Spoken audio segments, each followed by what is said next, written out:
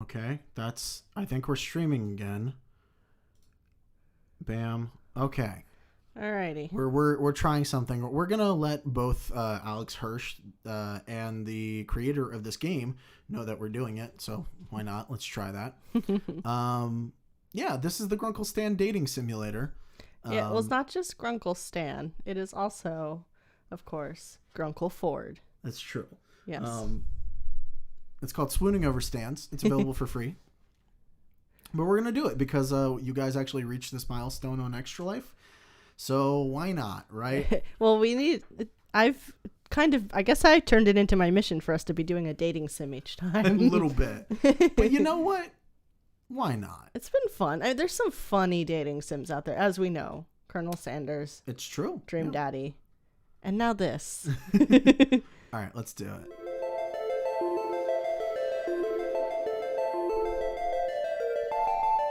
Okay. I guess, should I just do the regular voices? Mine's so loud. Oh, it's so loud. Should I just do the regular voices? Is that better? I would just do normal. Oh, well, what do you mean? I don't know. We'll figure it We out. can't do their voices. We already tried. No, but we can try. Oh, God. Just do it. All right. Is that better for the headphones? Yes, thank okay, you. Cool. I'm just going to do the narrator then. All right. Good old road trips, full of promise and ripe with potential for adventure, soul-searching, and incredible scenery. Or at least, that's what you thought before the novelty wore thin. As of now, your legs are cramping up, you've exhausted your travel playlist 2 times over, and your stomach is begging for something to eat. On top of all that, you're pretty sure you're lost. Driving through the Oregon paints a picture of trees and more trees, especially on the endless winding roads that you're taking up north. All that breaks the pattern is a sign that zips past with words that you're just able to make out. Gravity Falls. The road continues on, giant redwoods looming on both sides. You find yourself anticipating something, because as you drive on, you can feel it. Something strange is bound to happen here. Something weird. And that's when it happens. Your car picks up speed. Oh, God. The change came out of nowhere, and you quickly put your foot on the brakes. But horrifyingly, the car seems to be driving in its own willpower. Trying to stay calm despite the panic welling in your chest. Oh, Uh-oh. why did... Where'd it go? like weirdly minimized first. You pull the emergency brake, only to find that the car resists and keeps moving forward. Like something is pulling it. The car begins to rattle, the wheels screech against the country road, and you're screaming until crash. Uh-oh. It's a gift shop. It's the Mystery Shack. It is. Oh, I had to click. There's smoke. Why is there smoke? You cough, fumble for the door, and manage to undo the lock just before the door is wrenched outward from your grasp. Something lands on your shoulder. A hand. Are you alright? Oh. Oh, okay, Here so we this go. is We got Ford. Alright. Do you want to do forward? I can try. I can't do voices. Neither can I. That's why If we're anybody's doing heard this. our Dream Daddy, I can't do voices, particularly not Alright, why don't you do forward? Okay. A man stands at your open car door. His hand on your shoulder leaves to tilt your head up, and he pulls a flashlight from his coat, shining it into your eyes. 2 blinks, and he lets your chin go. His eyes dart over the rest of you, looking for injuries. Still stunned, all you do is watch. What's your name? It's pretty good, actually. Regular person. What was it? Tad Strange. You remember that? Everyone here is a little weird, except for Tad Strange. Hi, I'm Tad Strange. I like bread. So who should we be? I don't know. Should we do this as a continuation of Dream Daddy? Jackpot? Yeah. Okay. Jack is in Gravity Falls, everybody. It's true. This was like his college years. He got lost trying to on his way to visit Amanda. Oh my god, that's so amazing. That would happen. And your pronouns? I guess he... What would you do? What would you like? Well, I mean, Jack is he, him, so... Is he though? Are they? Okay, they, them, then. I That's what feel it sounds like. Jackpot is... Jack kind of... Okay, Jack goes every which way. blends the lines. Alright. Jackpot, I'm Stanford Pines. Ford for short. I would shake your hand, but you look shaken up enough as it is. There's a hand icon You seem fine, as far as I can tell, but you shouldn't head back out there anytime soon. Where on earth were you driving in such a hurry?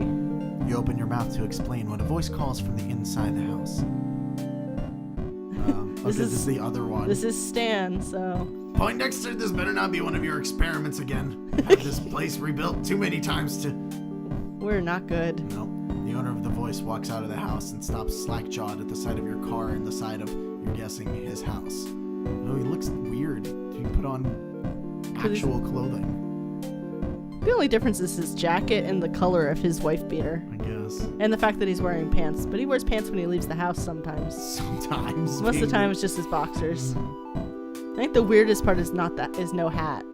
It's true. The lack of the fez is what's... I'm missing it. weird. Yeah. You must have hit your head earlier because you could swear you're seeing double. Sweet Moses, Ford, you've done it this time.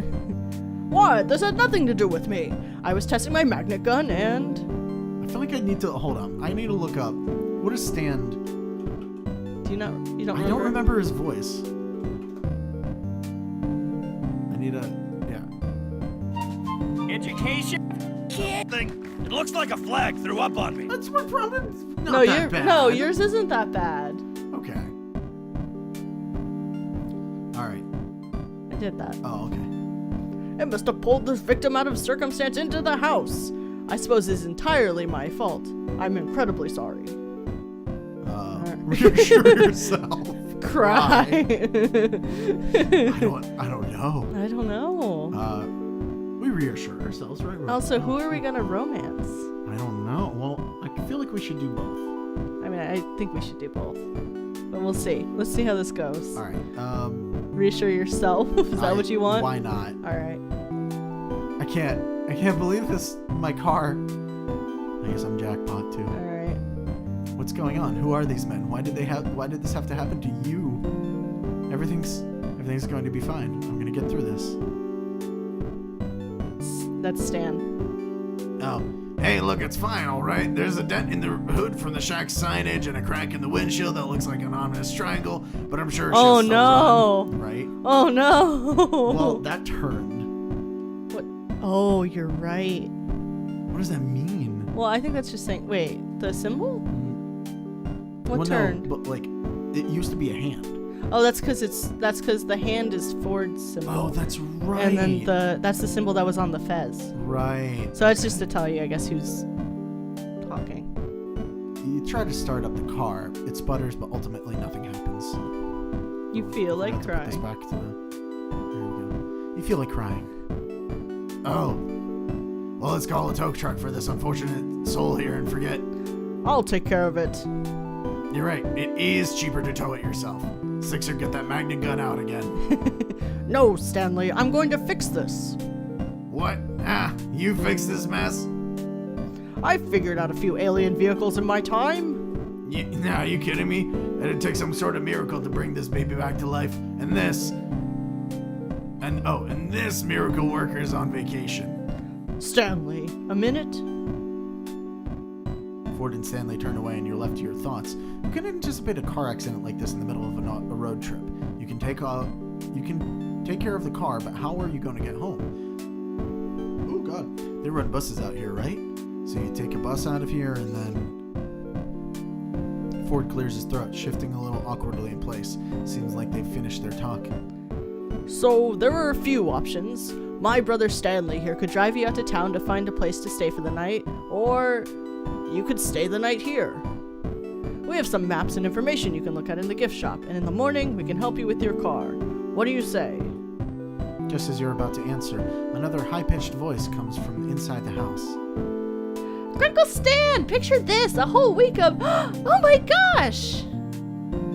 Well, the girl that runs out of the house comes to a halt at the side of your car. Oh, great. Grunkle Ford? Why is it everyone automatically thinks I'm at fault? Well, this time it is my fault, but I've invited Jackpot here to stay with us tonight, if they'd like. I'm sure I can fix this. I just have to figure out how. Stanley sighs. I can take a look. Being on vacation's pretty boring, and the old Stanmobile hasn't needed a tune-up yet, so it wouldn't be too bad to work on something else in the meantime. Thank you, Stanley. I'm sure I could put something together from the gadgets I have laying around if you need any specialized tools to help you with the job.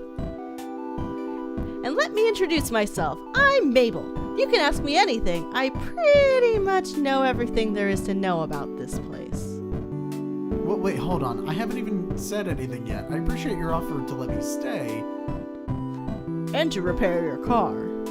Yeah, it'll be good as new in my hands. I mean, look at my Stanmobile. She's been through the ringer who knows how many times, and she's still a beaut. He points out a red car parked a distance away. You can't really see how beautiful it is at this distance, but he sounds really confident. Oh, God. Well, this turn of events is... Is it fortuitous or suspicious? Jackpot would think it's fortuitous. Okay, that's Right. true. That's true. Free repairs, free lodging, there's no better deal to be found. And if things don't work out, the town probably has some sort of auto repair shop you can head to instead. Well, I accept. Thanks for the help. And my apologies again. What an embarrassment. I must have made such an elementary mistake. As the pines lead you inside the house, Mabel leaves her number in your phone for you to call whenever. You find that Ford's twin goes by Stan. This part's the house. But just outside that door is the Mystery Shack. Hey, you ever been to the Mystery Shack before? I wanted to, actually. I saw a bumper sticker while I was on the road and got curious. You're interrupted by a loud, triumphant, "Ha!" Those bumper stickers were a good investment. And Sixer says they're too plain and graphically simplistic. And don't even have an address on them. Stanley, how was anyone supposed to find the place to attract customers? Sixer, did you hear that? Well, they are graphically simplistic. I don't know how they found the place, let alone thought what is the Mystery Shack was compelling. I kind of liked it. See, they kind of liked it. Hey, I like you, Jackpot. How about I give you a tour sometime tomorrow? Regular price. Tomorrow? Then I'll have to squeeze all my get-to-know-you questions in today. Jackpot, tell me, capybara, yes or no? At that moment, a boy passes in the hallway at the Ford doorway, and Ford calls out to him. Dipper, my boy, I'm surprised I didn't see you run out to the scene of the crime. All right, so who's gonna be Dipper? Should I do Do Dipper? you want? Well, it's up to you. Do Dipper, and then you get the next one. Okay. Crime? What crime? I have an alibi. Oh, you have someone with you. It's just permanent voice crack, Dipper. Yeah, I mean it has to be, right? Yeah. I can't do any of the other Dipper. Yeah, I know. Hey, haha, I'm not suspicious at all. Did you guys see that car in the side of the shack, though? For a second, I thought the Minotaurs were back. The with Manitors. The Manitors. Yes, about that. Dipper, meet Jackpot. I've stranded their car here by accident. They're staying here for the time being. Sorry, stranded their car here? You crashed it? Yeah, the S in Shack fell on it and everything, and the windows are cracked. One window, the windshield. And Jackpot was lucky to make it out alive. They were fine. No injuries, thankfully. The magnet gun's rather safe despite never having been tested in a formal setting. Yeesh, did you not take safety precautions or anything? Actually, the irony of the situation is that I was trying to install a safety precaution. He would. Hey, if you two are gonna do your nerd talk, I'm gonna get Jackpot set up. Mabel, sweetie, why don't you sew Jackpot around? Let them stay in the storage room. That's still empty, right? I'll make it empty. What does that mean? The rest of the day consists of Mabel showing you the storage room you'll be staying in the kitchen, the living room, the hallway, and the bathroom, and pretty much a comprehensive tour of the mundanities of a regular house. Eventually, you find out that the family is even more extended than you knew. The decorative doilies make a lot more sense knowing that a grandmother normally lives here, and her grandson, Zeus. Or was it Zeus? Whatever the name, you look forward to meeting him when he comes for work in the morning. When you go to the attic, Mabel opens up the door to reveal Dipper, nose stuck in his book, but you catch him occasionally glancing up at you as he pretends to read. We didn't get donations yet for lip stuff, so That's he's true. not a full pretty lady yet. Not a full pretty lady, but there could be lip stuff. Whatever that means. Oh, there's lots for that. I keep licking my lips though, and it's gonna be a problem. Oh yeah. Oh no. gonna get lipstick on your teeth and everything. Oh, I hate it. The next member of the family snorts up at you from Mabel's bed, a rotund pink pig who Mabel declares as her best friend and partner in crime, Waddles. The two are a perfect match, right down to the chubby cheeks and boopable noses. And in the evening, though you'd still been in disbelief over the state of your car, the family dinner and after-dinner TV marathon you'd been invited to made it seem like a normal guest house rather than a forced circumstance. Returning to the storage room Mabel had shown you earlier, That window. right, you find an air mattress waiting for you and more pillows and sheets than a summer night warrants. You wake to the weak glare of sunlight streaming in through the small, high window in the wall. You can't remember your room having this kind of feature, or any hotel room or motel room for that matter, and then yesterday comes crashing back to you. You glance at the time to see that you've slept into the afternoon. Experiencing the accident yesterday must have left you tired out. Despite having been assured yesterday that evening that you were free to anything in the fridge, you still feel like you're imposing on the Pines family and try preparing as polite a guest breakfast as you can. You wash your dishes in the sink before you leave, and just as you're about to exit the kitchen, you bump into Ford.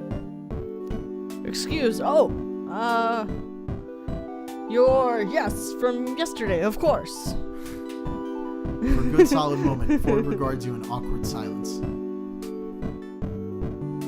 Ford clears his throat. I believe Stanley's taking a look at your car outside, if you want to be there for it. You give a nod and make to leave for real this time when Ford speaks up again.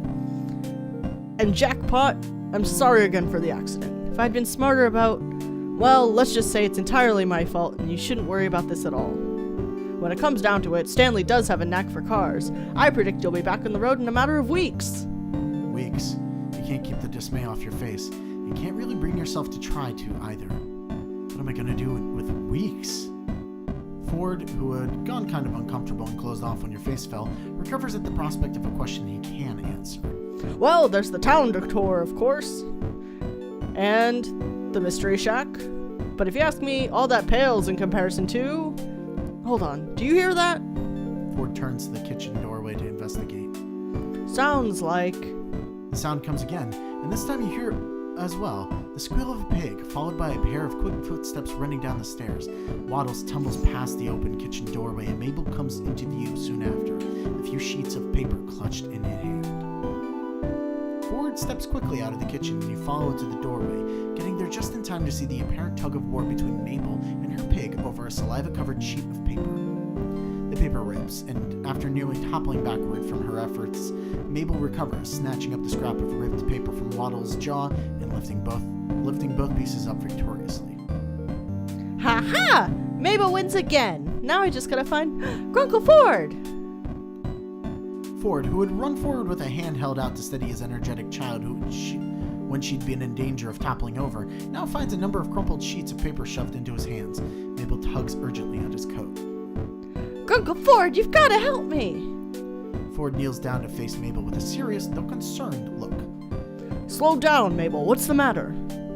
Dipper found a stack of pages from your old journals, and I walked in, and Waddles ran up and started eating one of them, and he must have been chewing on it to warn me, Grunkle Ford, because look! Mabel takes the ripped halves of paper back from Ford's hand and joins them together, holding it up for Ford to see. I see. And you took this as a warning? Yes! It says here that it eats small dogs, and Waddles is a small pig, but he sort of looks like a dog from far away, and Waddles must have feared for his life. Waddles seems to second this notion with a snort.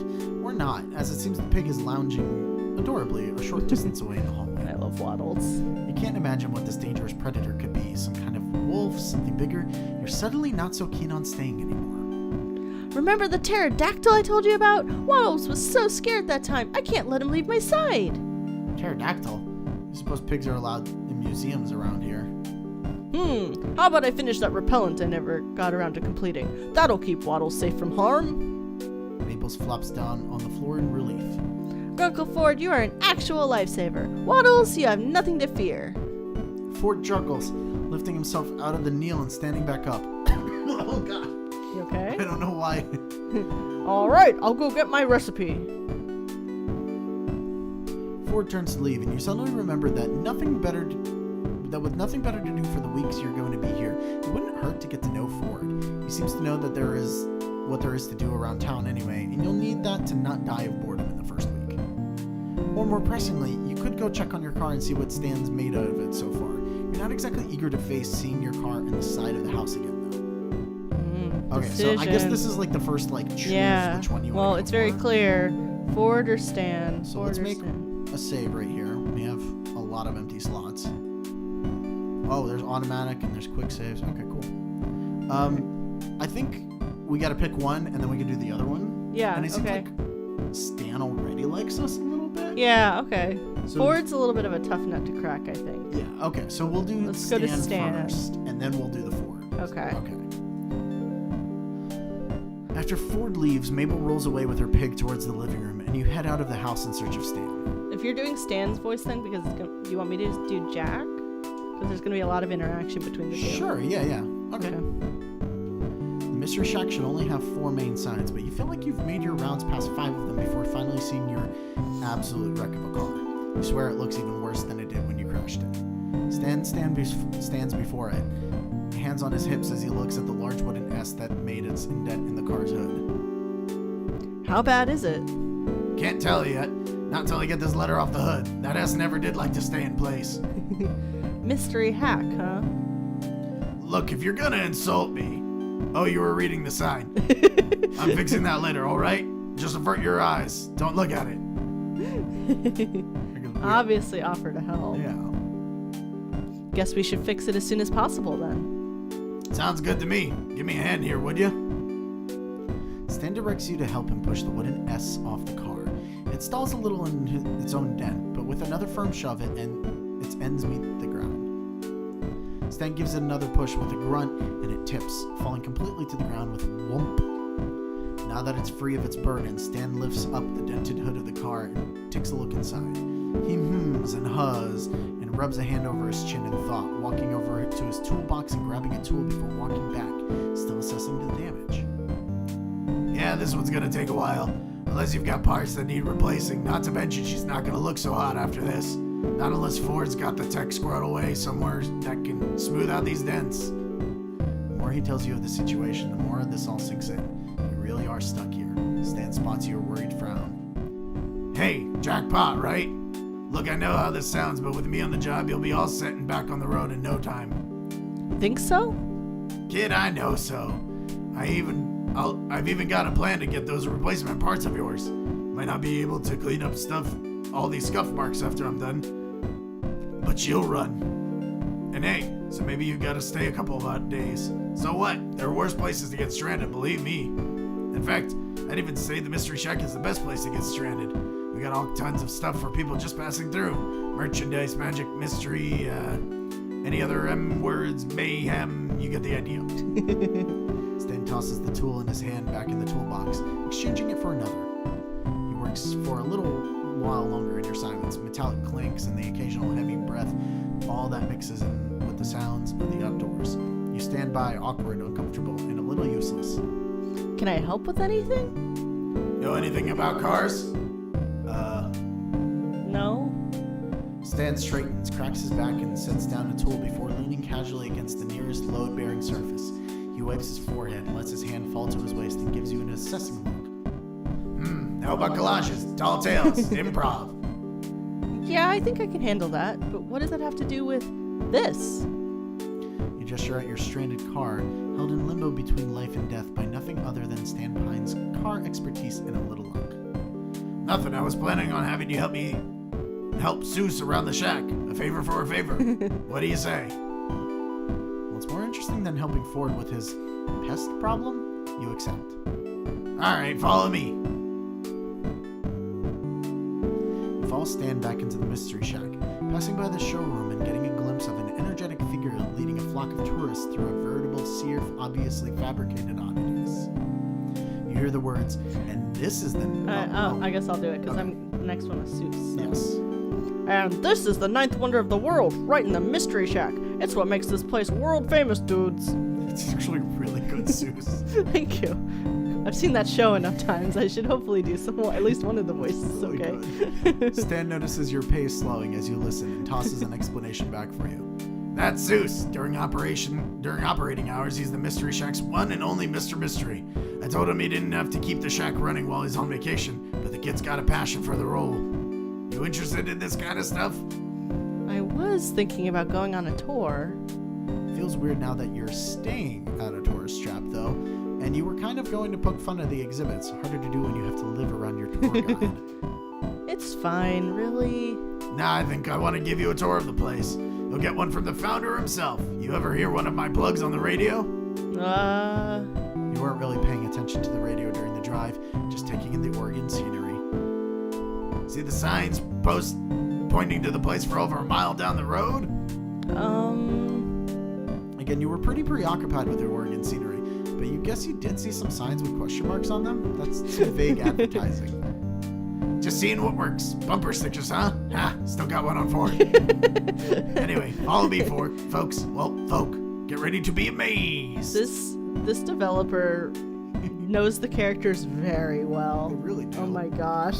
Stan starts leading you back the way you came. You trail behind him, a little skeptical, but definitely curious. Didn't you say the founder would lead this tour? Is Zeus the founder? Stan laughs. What? No, I'm the founder. Built this place from the ground up. Well, metaphorically speaking, I mean the house was here and the junk was here, but I was the one who spun this place into a wondrous house of mysterious junk. Stan gestures with his arms like he's smoothing out a rainbow. You're not very impressed. Prepare to be amazed. You're still not very impressed, but his energy gets you hoping you'll be amazed anyway. There's a tour group in the showroom right now, so I'll be taking you a different cycle that completely messes up. We're starting in the gift shop. Of course we are. Yeah, right? You enter the gift shop, a simple room crowded top to bottom with the standard tourist souvenirs and merchandise. You see t-shirts with question marks, mugs with question marks, and pretty much everything has question marks. In one corner of the room stands a lumpy attempt of a statue labeled The Founder, recognizable as Stan only by nose and glasses.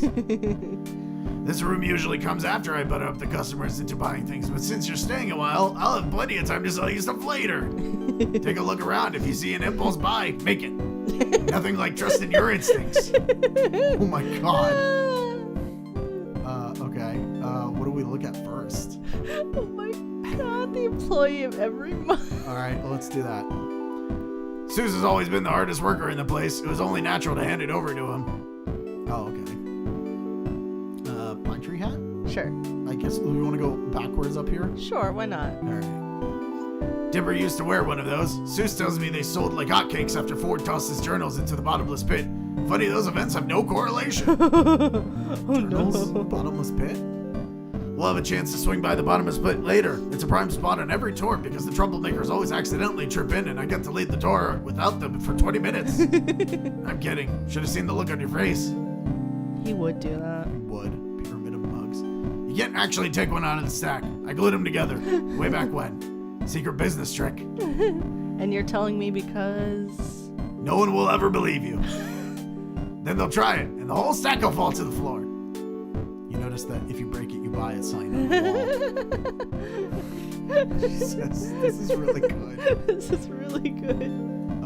Who doesn't love a good souvenir t-shirt? They're great for layering. And they've got the characteristic Mystery Shack question mark on them. What makes it a Mystery Shack question mark instead of just a regular question mark? You ask too many questions. Or do you? He says that last part in an exaggerated tone that betrays it as a sales pitch. This guy has no subtlety. Oh, the Stan voice is hard. How does Alex Hirsch do it? I don't know. Oh my god. Because he still does it on like various Disney shows that he guest stars in and stuff. Oh, it really takes it out of you. Okay. Just because you're staying over does not mean you get to sneak over here for a popsicle. I get to do that, but that's because this used to be my place, and I get founder benefits. I also get founder dibs on the pineapple ice pops. Jar of eyeballs. Thought we sold this thing years ago. Ha, nah, I forgot to put a price on it, just has a dollar sign on it. Stan takes a dark marker and squeezes in a $9.99. Then he goes back and makes it $29.99. That jar's got a lot of eyeballs. Hello. Ask the calendar. I absolutely know how to read that writing, and you should buy it. Yeah, should have asked Mabel to carve it. You gotta admit, every version of me's got a charming smile, though. Okay. Alright. Oh my god. It was a good tour. That is a good tour of the gift shop. You sure? Well, I think I hear the tour group heading out of the showroom anyway. Now, most tourists don't appreciate nature's artistic genius. By which I mean my artistic genius, because I remember you're gonna help me out today. You don't think up a money-making wonder like the Sasquatch by having a boring 9-to-5 office job. You think it up when you wonder, why hasn't anyone found the Sasquatch? Could it be that its name has been mispronounced this whole time? Anyway, just let me know when you've soaked up enough inspiration from this room, because you're gonna need it to use it right after. Oh my god. Okay. Alright, come on, you're gonna see what makes this place the Mystery Shack instead of just the Shack. We're making another attraction for the showroom. Oh, hell yeah. Oh no. You follow Stan through the living room to the kitchen, where stuffing and animal parts are strewn across the surface to your left. Stan pulls out a thick needle and spool of thread, and as an afterthought adds a couple of nails and a hammer to the pile. It seems a little unsanitary to do this right across from the fridge, and has the potential to look almost gruesome if it weren't so oddly cartoonish. He steps up to the workplace and pulls at the googly eyes that have been glued over the lifeless, glassy ones typical of taxidermy. Mabel's contributions to the craft project remain firmly intact. Huh, that's what I get for letting Mabel bring your stash of scrapbooking supplies. That's one more thing to add to the backstory. Backstory? What, you don't really think the tourists are dumb enough to believe that the thing you're selling them is what you tell them just because they look like that, do you? Because if you do, you'll be set to do business in Gravity Falls. Anywhere else, though, customers take a little more work. See, every good piece comes with some kind of story, or if you're Poindexter, some kind of lore. Horror stories work pretty well because with enough suggestion, people can always find ways to spook themselves. Done it for years. It's kind of an art.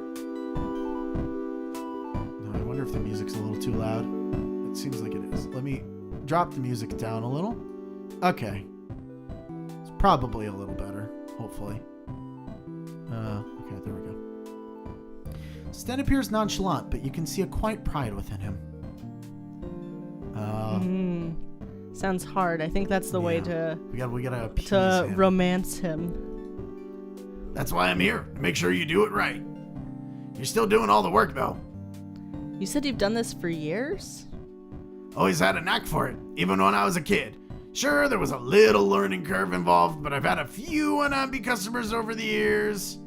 Stan pauses seemingly to reminisce, and the mixed smile grimace on his face tells you probably had many, many unhappy customers.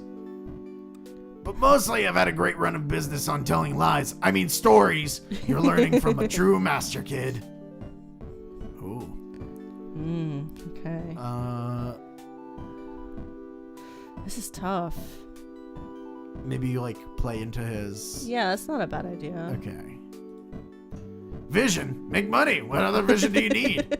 But over the years, sure, I've used the mystery line for advertising. Who isn't curious? Who doesn't want to be amazed? Kids are the most skeptical of the bunch, though, let me tell you. Once they hit about 8 or 9, they love trying to prove it's all fake. And then they get older and realize there's nothing good left in the world unless you pretend that there is. And everyone pretends along with you, because they're all desperate.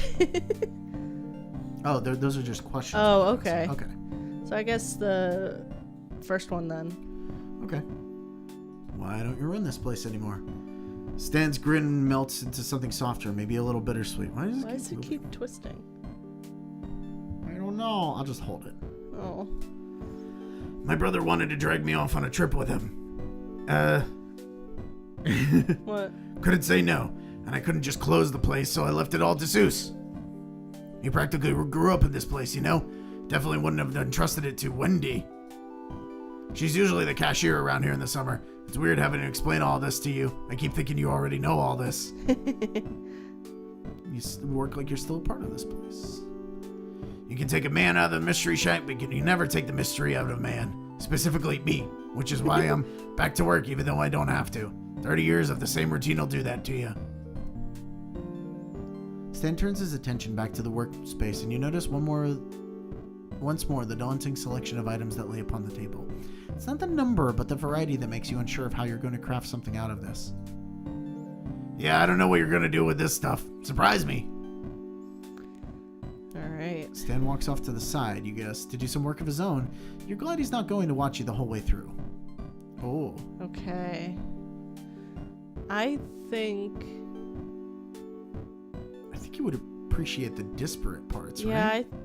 I feel like that too, because he wants it to be weird and nonsensical, I guess. Yeah. So I guess try that. Well, here, we can Save. save. Make sure that we get the... Okay. Okay. Now, how should you keep these parts attached? Hammer nails, obvious. I'm torn between that or the stapler. Oh, okay. Do you think? Because he just throws things together. That's true. Hammer nails, I think. Okay. Okay, you have a base to work off of. What's next?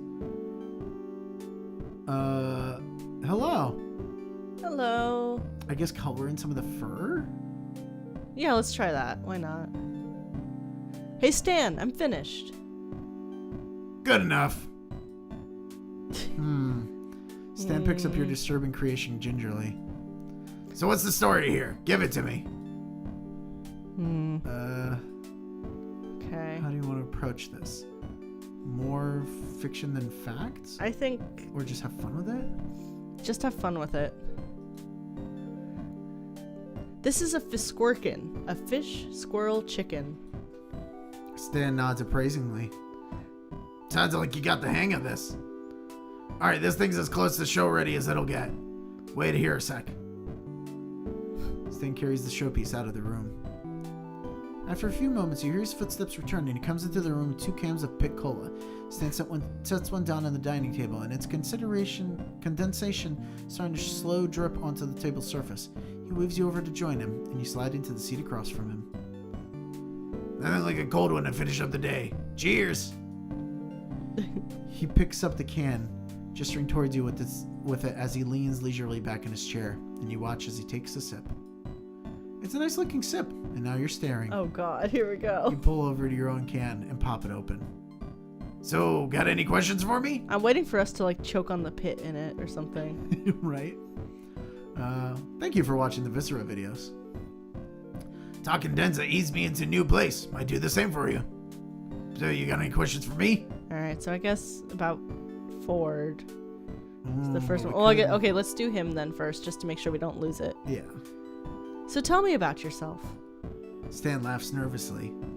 What is this, a first date? Well, I'm Pines, Stan Pines, Imaginator, Town Darling, used to be the proprietor of the Mystery Shack. He pauses and stays paused. You give him an expectant look that wants him to continue, and he clears his throat, nervous. What, you were serious? I don't get this often. The longest I can get people to listen to me is when I'm selling them something, and even then, it's tough luck. The last time someone listened to me, they tried to eat me. Can you believe that? I barely got much meat left on me. And keep going. You can't just end it there. Stan gives an uncertain smile, which becomes a full-on grin, and he laughs. All right, I'll tell you. So you see, there's this irresistible thing called revenge. Stan tells you a tale of a road trip, a mountain full of mummies, and a woman who's secretly a spider. Oh. That's a good episode. You don't believe a word of it, but find yourself enjoying it anyway. Stan knows how to hold his audience in a decent suspense, and he seems to light up whenever you laugh at the right parts, grinning along with you. Hell yeah. Before today, you'd never even heard of Mr. Mystery before, but now you feel like you're really seeing something special here. One-on-one with the man himself. I just can't believe this is what it is. It's just, yeah, exhibits. Yep. The showroom already... Oh. The showroom already seemed full when I saw it earlier. Why make more? Tourists love variety. Put up a sign advertising a new attraction and they'll come pouring through the doors. When I started this place, I didn't think I'd, like making these. Used to just be another thing that made money. Now I'm stuck with it. Guess 30-something years of routine will do that to a man. It's like picking me up, too. Oh, sorry. You're right. If we pull this over a little and like point it towards you. I don't know if I can pull it much harder. Yeah, there's plenty That's of cable. No, it wasn't Oh, the cable you that mean- was an issue.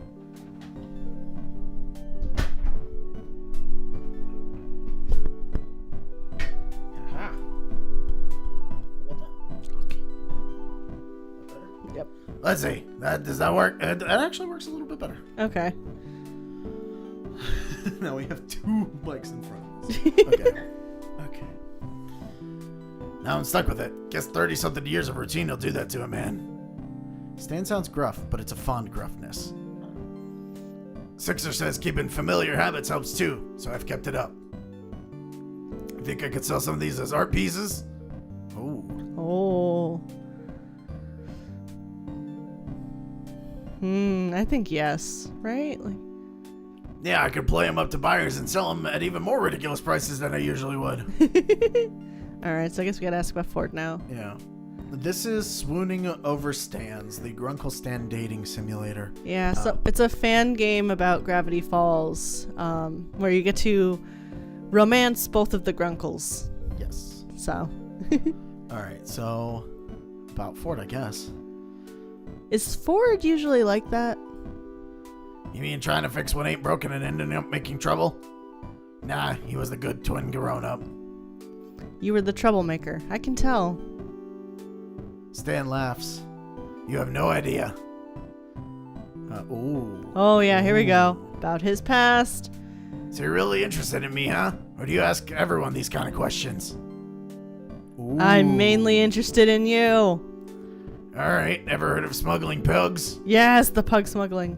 No? Exactly. That's because everyone in the business is good at keeping secrets. Really good.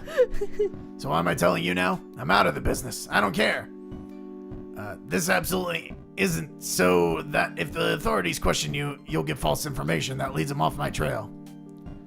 Right. Stan loads you up with false information that may or may not contain kernels of truth within them. It's surprisingly hard to tell whether the crazier parts are embellishment or the real deal. Stan tips his head back to get that final sip of pit, and then sets his empty can down with an air of finality. Well, Jackpot, you did good for your first try. If you feel like helping me around again sometime, returning the favor on the car, let me know. You nod, and Stan gets up to leave when you remember something. Wait, I still owe you the price of admission, right? For the tour earlier? Nah, don't worry about it. Gives me something to hold over you if I need it. He says that, and he leaves. But Yeah. even from what little you've seen from him, you feel like Stan's not the type to really hold that over you. At least, not for anything serious. Oh, I can go backwards. That's weird. Oh, okay. This tourist trap might have a lot more to offer you than you thought. Oh my god, is that all? What? This is gonna be so long. Okay, we might just do one Grunkle then. Yeah, maybe. That's insane. Oh, did we not choose the right choices all the time? I thought we I did. thought we did. I mean, some of them were kind of obvious. Right? Aw. Okay. You wake up to a loud crash downstairs. Not entirely uncommon in this house, you're quickly finding out, but still disconcerting. More clatters and thumps lead you to the kitchen, where Mabel teeters on a short stepladder in front of the pantry. Standing on her tiptoes, she reaches as high as she can for a small yellow box on the top shelf. Pancake mix. Without a word, you go to her side and pluck the box from the shelf for her, placing it into her outstretched hand. Oh, jackpot! Thank you! Grunkle Stan put it on the top shelf for some reason, but I need some Mabel cakes. It's a breakfast emergency! She waggles her free fingers in your face, and you can't help but laugh. You can tell the house becomes more alive when this kid's around. Want to help me make them? We only need chocolate milk, coffee, pink food coloring, and pot of Goldos to make this breakfast dream a breakfast reality. That doesn't sound horrible, actually. Yeah. It's like espresso, It or could- no, it's like a mocha cereal. Yeah, it could be worse. Yeah. As delicious as that sounds, you're inclined to ask where the coffee comes into the mix when you realize the house is suspiciously quiet. Mabel, where is everybody? Oh, Grunkle Stan needed stuff for your car, so he went to go get Mecky Techie stuff for that. I think Grunkle Ford's somewhere. He heard the abominable bro-man was trying to steal soda cans for campers, so he went to help them out. Abominable Bro Man! Yep, that's where he went. Totally knew that. Why is he in permanent, wide-eye mode? Because, I don't know, I feel like Dipper's seen some shit, so he's just kind of always spooked. So they left you guys to make breakfast on your own? You don't know the family well enough to yet know if this is commonplace, so the idea of leaving two teenagers alone to fend for themselves seems fine. If one of the teenagers wasn't Mabel, anyway. You still don't know how coffee fits into her Mabel cakes, but now you don't really want to know. Dipper attempts to hide the pancake mix from Mabel while she's grabbing the chocolate milk from the fridge. Apparently he doesn't want to find out either. Mabel, while your Mabel cakes sound absolutely divine, why don't we... Quick, think of something so you don't hurt her feelings. Alright. Go out for Oh breakfast. god, yeah, no. Is there somewhere we can go out to get breakfast? We really should save the Mabel cakes till your great uncles get back. I know they wouldn't want to miss them. But I want to perfect my recipe. I have to get better at cooking and baking and stuff so I can survive out there in the world. What if in high school I'll have to bake stuff and people are better than me? Mabel looks very agitated, tugging at her hair with both hands. If I can't make the perfect Mabel cakes, I can never be on Bad Dreams Dining. I gotta impress Gerald Rambone, Jackpot. It's my destiny. Bye. Thanks for watching. Yep, see ya. Oh, okay. Oh, okay, All Dipper. right, Dipper. Maybe Dipper can help you make something different? We should save the Mabel cakes for another day. A more special day. But Jackpot... Mabel, still standing there in the stepladder, reaches up and squishes your cheeks together, her wide eyes staring into your soul. Every day is a special day with Mabel cakes. You glance at Dipper, making a please help me and I'll buy you breakfast face you hope he understands. Yeah, Mabel, I know you want to cook more since you're... Becoming an adult. Sure, but you think Uncle Stan and Great Uncle Ford should be here to try them too? And not just me? Again? Mabel hops off the step ladder and ponders her brother's question, lips pursed. Eventually she nods, beaming at you both. You're right, Dipper. I can't deny them that experience. You give Dipper a thankful smile over Mabel's head as she puts the ingredients back in the refrigerator. She grins back at you, rubbing the back of his neck. You wonder if he got that one from one of his grunkles. That's clever now that you think about it. Great plus uncle to make it grunkle. Saves time on syllables. We should go to Gracie's. They have some of the best pancakes there, with like 3 different kinds of syrup, if you ask Lazy Susan nicely. Yeah, it's not super far. Let's go. The kids are about to head out of the kitchen when you realize something. Wait, aren't you gonna leave a note for your grunkles about where we're going? Oh, right, good call. Dipper scribbles a note for Stan and Ford and sticks it on the front door of the shack with one of Mabel's stickers. The kids lead the way towards the town, explaining various landmarks and the wild and wonderful stories attached to them. Oops. Oh, I could go backwards, though. Along the way. And this is where we saw those 2 ghostly old people. In a convenience store? Strange, but you nod regardless. Maybe she just meant they were so old. They look like ghosts. Dipper points to the diner in the distance, a log-shaped building atop a train cart. Then the 3 of you head inside. You soon realize that the kids know just about everyone in town. Several people, young and old, wave at them as the 3 of you find a table, and you get the feeling that they're almost famous in Gravity Falls, though you're not entirely sure why. They're pretty cute, though. Mabel blows the paper wrapper of her straw at Dipper's face, and he retaliates by swatting her with the laminated menu. An elder woman in a pastel pink waitress dress comes up to the table, and you catch the name on her tag, Susan. I don't remember Susan's voice. It's Jennifer Coolidge. Hiya, kids! Oh. And stranger! What can I get for ya? Pancakes and all 3 syrups for me, please, Lazy Susan. Same for me, actually. Lazy Susan turns to you, notepad in hand. What will you get? Pancakes. Oh, yeah, pancakes. Obviously We sold the pancakes. Waffles. Coming right up, sweetie. Lazy Susan winks, with her good eye, of course, and heads to the back of the diner. You know, I'm curious on something. Yeah.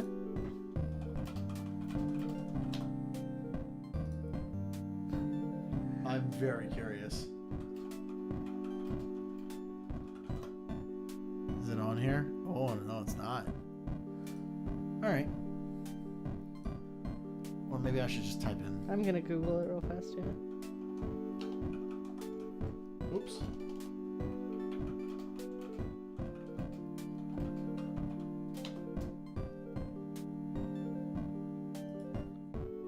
There's a wiki and everything. I'm Wow. not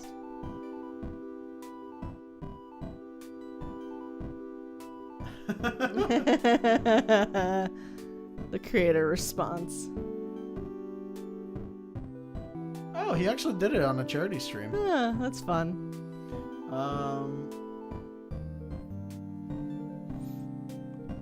We don't have to do the whole thing tonight. No, I was just curious is all.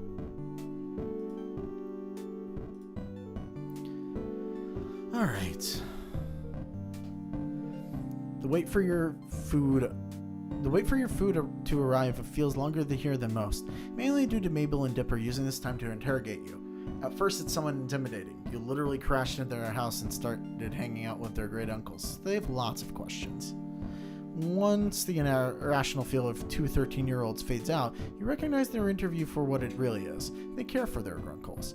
If you start hanging out with them more, they want to know as much about you as possible. Mabel's questions are somewhat nonsensical. So, if you were stranded on a deserted island with no boat, no cheating, what would you take with you? A boat. While Dippers are more careful and calculated. What were you doing before you came here? School? Work? Both? Neither? Did you know about the Gravity Falls before you crashed into the shack? You immediately know which grunkle each twin takes after. Stan and Mabel, goofy partners in crime, versus the quiet brainiacs, Ford and Dipper. It's an intriguing contrast, especially now that you're thrown into the middle of the bunch. Oh, okay, so we need to go on Mabel's good side to get in. Yeah. Okay, that makes sense. But as the twins race to see which syrup bottle drips into their mouths, the fastest, Dipper's blueberry syrup beats Mabel's classic maple by half a millisecond, you swear on it. And you know that the kids do a lot more for their great uncles than just be cute counterparts. And here we go. Enjoy, kiddos. Let me know if you need anything else. Lazy Susan gives out the respective plates so the kids go quiet, shoveling down their food like they've never been fed before. Between mouthfuls, you get a few more questions about yourself and your theories on aliens versus which member of the M synchronized was your favorite, but the table is near silent as the three of you eat. That is, until Mabel speaks up through a mouthful of pancake. So, jackpot. If in a totally made up and not real situation, you had to pick who your favorite was, who'd you pick? Grunkle Stan or Grunkle Ford? Dun dun dun. This seems too planned compared to her other cutesy questions. Dipper elbows his sister not so subtly, and she elbows him right back, wide eyes staring at him in a sibling-linked look you can't decipher. Like, say you're in a movie. Like one of those weird movies Grunkle Stan watches on TV, with those lady in poofy dresses riding horses. Remember he got really hooked on, like, he couldn't change the channel on the old-fashioned, period dramas, and then he got into them. Awfully specific, but you let her continue, taking another bite of your food. You're the main character of this movie, and you've got two guys who are both madly in love with you. This one doesn't mess around with getting right to the point, huh? You've been here for a day. I know, right? But you could only marry one of them, so you could be the next in line for the throne. What would you do? If Grunkle Stan and Grunkle Ford were your choices, who would you go with? Maybe that's kind of weird, isn't it? Like, really weird and kind of gross. Yes. Come on, Dipper. This is important information that's vital to my research. What research? None of your business. Yet. But I'm still gathering other research. Mabel leans towards Dipper's ear to whisper, waggling her a brow at you before she replies, in not a whisper, but quite the opposite. Research into how you're a huge nerd. And with that, Mabel catapults the spoonful of melted butter from atop her pancakes onto Dipper's cheek with a very satisfying splat. Dipper jerks in disgust but retaliates by smearing strawberry syrup onto Mabel's nose, a drop of stickiness plopping onto her sweater. Ew, gross! You're gross! There's no vitriol between the twins, but lots of giggles and a few more various food missiles. Eventually, syrup streaks Mabel's cheekbones and some of her hair, and Dipper has a small piece of pancake stuck to his face. Oh, thank you very much. You guys are dorks. Maybe you're right, but we're twins, so it's adorable. If you say so, Mabel. Wait, quick, Jackpot, take a picture of us while Dipper's got pancake on his face. I have what? He swipes quickly at his face and after several passes gets it off. Aw, I was trying to get more candid pictures of us. Mabel, you... Oh, that's... Oh, Mabel, you have syrup everywhere. Really? Ah, then it would have been a perfect photo. Here, let me get it. Your hands are sticky enough. You get back up with napkin in hand and try to wipe some of the syrup off of Mabel's cheeks. The excess syrup swipes off easily, but a good portion doesn't budge. I mean, maybe syrup as makeup is the next new look? That's one word for it, kid. The grunkles. We wondered where you went once we came back to a suspiciously quiet house. If it weren't for Dipper's note, we would have been worried. Sixer would have been worried. I tried to tell him you kids pull this kind of stuff all the time. Heading out unannounced, putting stress on your poor old grunkle's heart. He puts a hand over his heart dramatically. All those missing hours of unpaid child labor. Actually, that note wasn't me. Well, I wrote it, but Jackpot's here, the one who said we should, so that you knew where we went. Both Ford and Stan turned to look at you surprised. What? Really? Figure these two knuckleheads dragged you here. Why not make breakfast at home? This place is at least a 15-minute walk from the shack. That's not that far. I know. Well... You glance at Dipper, swiping his fingers across Mabel's cheek and licking the blueberry syrup off. Mabel has a pancake in her mouth, chewing on it like grazing sheep. I wanted to treat them to something, I guess. It's the least I can do. You're letting me stay with you and fixing my car. I thought since you were gone, I'd take these two out for a change. Also, Mabel was gonna make Mabel cake again. You're just mad you can't even make toast right. What? Yes, I can. I burned it one time. One time. Dipper holds his syrup-tipped finger in the air, indignant. Well, Mabel wanted you guys to enjoy her Mabel cakes too, and since there wasn't much food, I figured I'd take them out. Ford asks Mabel about her creation, wondering how much extra caffeine one could gain from adding instant coffee to the concoction, but Stan stays quiet. You catch him out of the corner of your eye. He's staring at you, a lopsided smile tugging at the corner of his mouth. Huh. Thanks, Jackpot. Appreciate it. Oh, no problem at all. You smile warmly at Stan, despite the heat spreading over your cheeks, but he's rubbing the back of his neck, looking down to his feet. Mabel throws a theatrical wink your way. You're not sure why. Well, kid, if you're paying, scoot over, Dipper. I want breakfast too. Stanley, it's at least 12:30 now. Grunkle Ford, that means it's time for brunch. Duh. See, this kid gets me. Now let me in so I can get some grub. Oh, that's great. You'll Yeah. love this dating sim then. Gravity Falls is so good. Oh my gosh, one of my favorite cartoons. She's the one that showed me it all. Yeah. Dipper moves to your side of the booth, and Stan sits next to Mabel, and Ford sits at Dipper's side. Lazy Susan comes back and takes orders for another round of food and drinks for everyone, including Mabel, who decides she wants more pancakes. You're starting to regret offering to pay, but as Stan and Mabel try their hand at the syrup drip race with Dipper cheering them on, Ford watching with a wide grin on his face, you know you don't really mind that much. Over the next few days, you continue to help out around the Mystery Shack. Not out of obligation, but because you have nothing really better to do. Besides, Seuss, practically the golden retriever of the people, is really digging the input on the current installments from an outsider's perspective. Bless his soul, the guy even offered you a job if you end up stranded here forever, dude. Ended up stranded here forever, dude. And need to make a life for yourself. Stan nearly choked at his ice pop as he overheard. Thinking about it now, the relationship between Seuss and Stan is unexpected, if not a little odd, but it makes you smile no matter how many times Stan may roll his eyes as he does it. You'll always help Seuss get something done just right. Showered and dressed, you go outside as per usual, but don't see anyone. After a few minutes search, you find Stan standing with his back to you in one of the exhibit rooms, admiring the weird and thoughtful, wonderful animal amalgamates he's collected for his tourist trap, hand at his chin in thought. Am I interrupting something important between you and the Gooserky? Stan turns at the sound of your voice, smiling. Nope. You need something? You have any plans tonight? He mulls your question over for a few moments, giving you an assessing look up and down. I got a couple of errands to run. Why, you want to tag along? Partner in crime. Yeah. Stan blinks in surprise. Ha! What are you, psychic? Oh, yeah, that was a good choice. Wait, really? It was just a figure of speech, but you guess you should have known better. All right, I'm heading out in a couple of hours. Meet me out front. A couple of hours, but No buts, Jackpot. You can't rush this stuff. Trust me. okay, sure. Not ominous at all, Stan.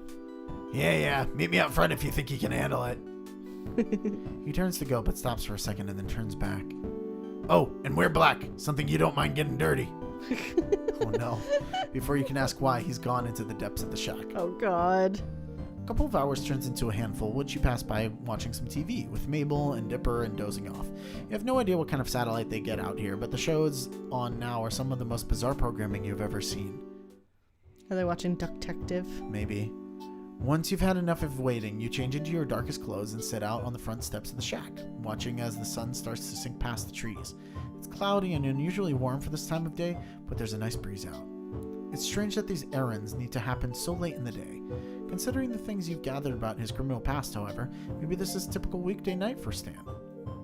The screen door creaks, and out comes Stan, dressed in all black just like you are, with a lumpy duffel bag under one arm and a briefcase in the other hand. As he's about to speak, a sudden gust of wind comes along and ruffles his hair, and he smooths it down irritatedly before regaining his cool and nodding at you. Ready? Ready. You slide into the passenger seat as Stan settles into the driver's seat. It takes a couple tries to start, but the engine's chugging away, and by the time you've got your seatbelt on, the radio stammers to life as the engine does, spitting out generic-sounding rock music into the leather-scented air of the car's interior. After a moment spent adjusting mirrors and fiddling with knobs, Stan slats the gear shift into drive and pulls out of the Mystery Shack's lot and down the road to town. The radio's on, and Stan taps his fingers on the steering wheel to the beat of the music while he drives. So I take it we're not making a quick trip for milk and eggs. He laughs and glances over at you. Nope. Then where are we going? First stop is to see a buddy of mine, a hunter. I get all my taxidermy supplies from him. So that's where you get your parts from. Yeah? Oh, I just figured you got them from a local farm or something. And do business with those hippies? Not a chance. Well, I really enjoyed making that showpiece with you the other day. I had no idea you were so creative. He glances over at you with poorly hidden surprise, turning almost immediately back to the road and shrugging. It's just gluing stuff together, really. Middle? Yeah, I guess. You have a real gift for it. He turns to you again and cheeks go a little pink when he sees the smile you're giving him. Oh, what's our favorite episode of Gravity Falls? Oh, God. Summer Ween is probably one of my favorites. I love that one. But I also do the finale, though. I was gonna two-parter. say the finale specifically because of the scene where it changes styles. It's amazing. It's pretty good. I do love the finale. It's one of the best finales I've seen for a show. The fact that I was so satisfied by the end and it tied up everything nicely just in the show itself, so you didn't feel like you had any loose ends. Yeah. What about you? What's your favorite? Well, thanks. After a moment, he faces the road again, but now he's tapping out the rhythm of the song with a little more enthusiasm and even humming the chorus as he drives. Yeah, the finale was really amazing. Do you have any other hobbies? He rolls his shoulder back with a shrug, his head tilting it off a bit towards the window. These days I spend most of the time out on the boat with Ford, hunting monsters, discovering things. He pauses, watching the road without expression. I used to box. Oh. Oh, it shows. He looks at you again, grinning. That's amazing. I wish I had grown up doing something like that. I wouldn't mind showing you a few things if you wanted. Yeah, I bet you wouldn't. Ooh. Yeah. After about 20 minutes of rural scenery, Stan pulls off the road and onto a long gravel driveway that disappears into the woods. Is this the place? Stan nods and rounds a turn to reveal a clearing populated by a trailer home and a couple sheds. The trailer's a bit run down and shabby, and one of the sheds looks like it's about one strong sneeze from collapsing. Not really the place you'd want to be at night, while alone with a guy you practically just met. Be honest. Did you bring me here to murder me? Stan laughs, cutting the engine and resting his arm on the back of the front seat. Unfortunately, I figured it out. You figured it out, so now I definitely gotta kill you. I'm kidding. Relax. He moves to get out of the car and then returns back with a creamy, blank expression on his face. Oh no. Oh, did you wipe your eyes? Yeah, I did. Oh, Totally. your makeup is rubbing. Oh no. Okay. You're not used to it. I'm not. He moves to get out of the car, then turns back with a creepy, blank expression on his face. Or am I? You chuckle nervously, and then he laughs again, pushing the door open. Seriously, I'm kidding. I won't be long. At the door to the trailer, Stan knocks, and the door opens on a dark interior before he walks inside. The door shuts behind him. I have makeup on because we are doing something for Extra Life currently, where if somebody donates $25 or more, she will put a layer of makeup on me for my suffering. Yep, we have 4 layers on right now. I think something like 5. I'm sorry. Five? We have 5 layers on right now. Yeah. If you would like to get more on me, feel free to donate, and we could get another one on. There's links in the description and all that. Okay, where are we? Door shuts behind him. You give the yard a few curious glances before realizing that the weird pile of sticks you've been looking at is actually bones. You quickly pull out your phone to look at it instead. 10 minutes later, and stands back, carrying a large cardboard box in both hands.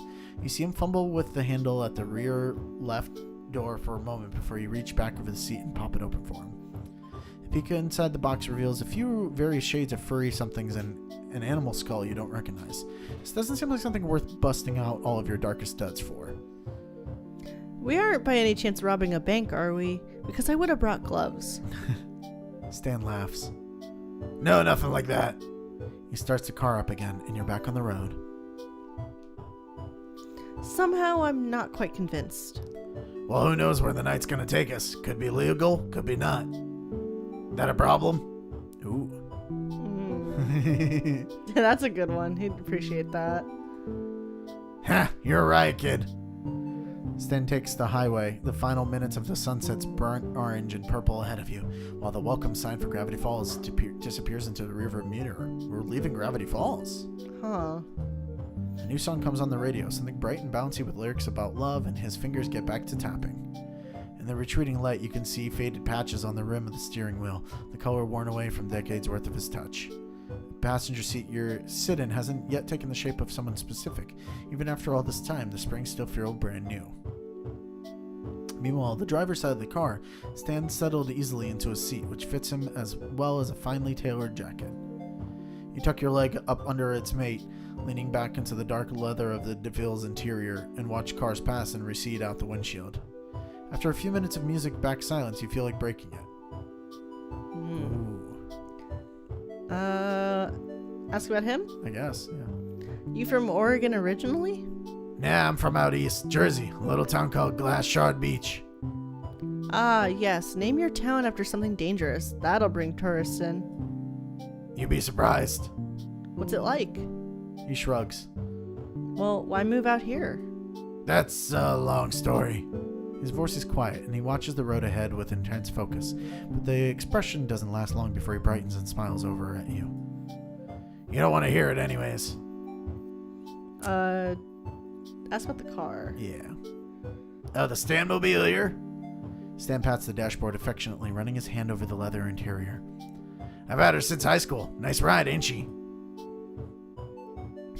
Yeah, that's a good one. Nope, they sure don't.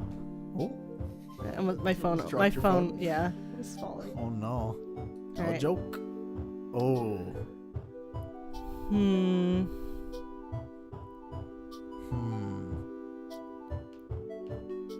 I don't know. Is it bad that we're saving there? Try the chicken coop? Yeah, why not? Stan glances over at you, double checking that this is the setup to a joke. I don't know, why? Because if they had 4 doors, they'd be chicken sedans. My god. Stan laughs. Ha, that's pretty good. He thinks for a minute, presumably to come up with a joke of his own. Alright, a blonde walks into a bank in New York City. Oh no, this isn't going to be one of those awful blondes are dumb jokes, is it? He levels a withering look on you. Can I tell the joke? I don't know, can you? You grin with your lower lip caught between your teeth, clearly joking, and he chuckles. Anyways, Blonde walks into the bank in New York. She goes up to the bank manager and she says, "I'd like to take out a loan for $5,000. I'm taking on vacation overseas." The car passes you on the highway, going 20 over the speed limit, and Stan swears and then stifles it. Yeesh, night drivers. So the bank manager goes, "Well, miss, do you have collateral? We'd need collateral for that kind of loan." And she nods and says she does, and she takes the bank manager out to the parking lot where she's got a $50,000 Ferrari waiting, and she says, "This is my car. You can hold on to it until I pay back my loan." Stan continues, glancing over at you and trying to suppress a smile. The bank manager is confused, but he figures if this lady doesn't pay, she's going to have a nice new Ferrari in his garage, so he agrees. Sign for an exit ahead points off to the right. Text reading Country Road 328, and Stan takes it off the highway. So he gives the blonde her 5Gs, and she hands him the keys to the car. She heads off to Europe. A month later, she shows back up at the bank with the 5Gs and the interest for the loan, which figures out to be about $15. Stan continues, turning down an unlit gravel road, the headlights casting spooky shadows through the trees. The bank manager takes the repayment for the loan and the interest and has one of his employees bring the car in front of the bank for the blonde. Not ahead on the road, a deer turns its face to the car. I know and the then punchline to this one. leaps across the road to disappear into the woods. Just before she leaves, the bank manager stops the blonde and says, "Lady, I'm real confused here.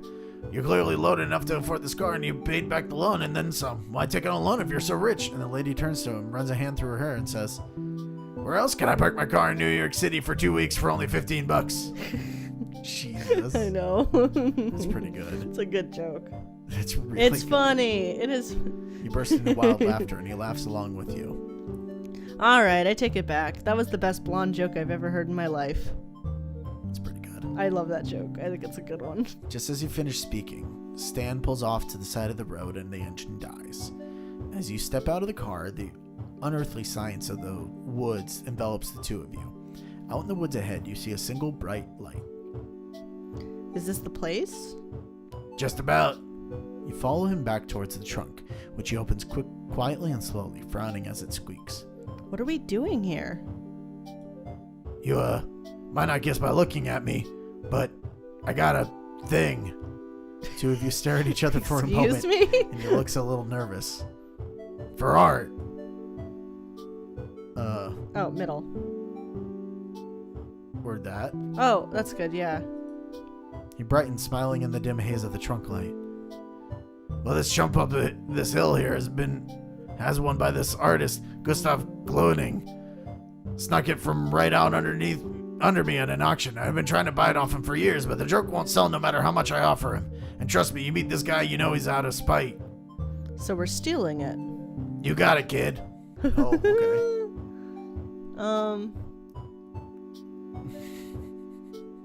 Yeah, I guess that's probably the best. Stan laughs quietly, fishing around the duffel bag for you don't know what. Wait till you see it. It's a masterpiece. I've been waiting 6 months for him to go out of town. Here, take these. He pulls a pair of gloves from the bag, handing them to you. When you slide them on, they fit almost perfectly. I guess your size right? You nod, wiggling your fingers. Stan chuckles, pulling a pair of his own, a set of black leather driving gloves with silver snap enclosures that glint in the light from the trunk. You ready, kid? You bet. Stan tucks a few things into the inner pockets of his jacket that you can't see in the low light, and with the trunk shut just as quietly as you opened, you follow him up the woods towards the distant light. As you near it, a porch takes shape within the light's glow. Behind it, the dark shape of a house sits in the even darker woods. Stan leads you past the front porch and around the corner of the house to a set of stairs that appears to lead into a basement. Ah, this is my favorite part. He withdraws a small black shape from his pocket and something that looks like it might be a pen. The pen-shaped thing turns out to be a small flashlight, and he holds it in his teeth as he opens the black case to reveal a set of lock-picking tools. You're a lucky person, kid. You get to see the artist in action. He gets to work, inserting one tool in and wiggling it down the bottom of the keyhole, and then pulling out another and poking at the innards of the lock with it. You glance around the darkness as he works, half expecting to get caught before you finish anywhere, but then the lock clicks and Stan stands, opening the door for you with a flourish. That was so cool. Yep. He beams with pride, and you smile politely as you step through the door in front of him. The basement is unlit. It smells like dust and mildew, the air sour with wet dirt and mold. Stan moves past you into the dark, his little pen flashlight still lit, and he leads you through a cobwebby laundry room and towards a door across the bottom of a set of rickety wooden stairs. Wait till you see this, kid. He picks the lock on the door just as quickly as he picked the last, and the door creaks open into a dark room with an odd flooring barely lit by Stan's flashlight. Stan goes first. As you follow him in, he hits a light switch, revealing a beautifully designed gallery with plush scarlet carpets and gleaming wood paneling full of paintings of sad clowns. Stan looks more excited than you've seen him, his arms crossed over his chest and a warm smile on his face. Can you believe the hillbilly chump has a collection like this? You shake your head slowly, still looking around. It's a the deal room with breaker wide right there. eyes, right? Someday all these are gonna be mine. Come on, I'll show you the one we're here to get. Oh God. You follow him to the back of the room, and he stops in front of a large painting of a clown with bright red lips and blue circles on his cheeks, his eyes outlined in black with comical large eyelashes painted onto his eyelids. His neck ruff droops sadly, and his costume is dingy and worn. What do you think? The top is the line from the show. I hate it. But, Do it. Yeah. You really like this kind of thing? No kidding? Stan's voice is Oh edged God. They're all beautifully done. with hope. No. It's nice to meet somebody who really appreciate these like I do. Oh God. I don't know what the best choice is. Sorry, I'm trying to get my water. It's excellent, especially as an art piece, or it's just plain excellent.